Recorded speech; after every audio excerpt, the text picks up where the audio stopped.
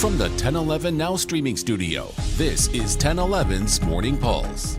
Good morning, I'm Danielle Schenk with your Morning Pulse for Tuesday, January 23rd, 2024. Right now, a slow-burning fire continues in a pile of yard waste in the capital city. Lincoln's Transportation and Utilities Director says the reason it's taking them so long to put it out is due to the fire's type. They say pouring more water on it creates more smoke, so they're strategically breaking the burning pile into smaller sections to reduce the amount of material that's burning at once. LTU does not have a specified timeline for putting out the fire. Volunteer firefighters battled another structure fire last night, this time in Cass County, about 3 miles south of Eagle. Details are limited, but we do know that Eagle and Southeast Fire, along with Cass County Emergency Management and a handful of other agencies, did respond. No injuries have been reported. The cause and extent of damage are currently under investigation by the State Fire Marshal's Office.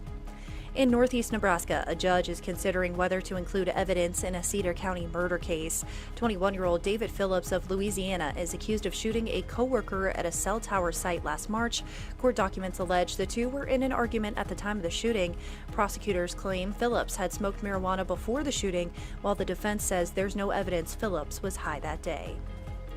In other news, the Better Business Bureau warns of increasing cybercrimes against small businesses nationwide, urging Nebraska business owners to take steps to protect their finances.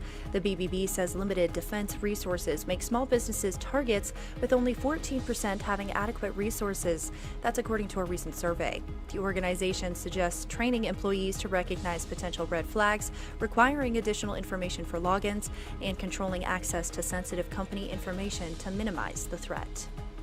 Lastly, a major project at Northwest 48th and West Vine, if passed by the Lincoln City Council, aims to revitalize the area that welcomed a new high school just 2 years ago.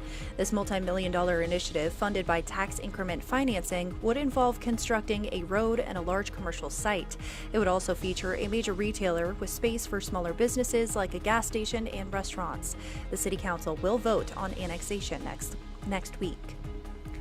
Rounding out your headlines is a check of the 7-day forecast.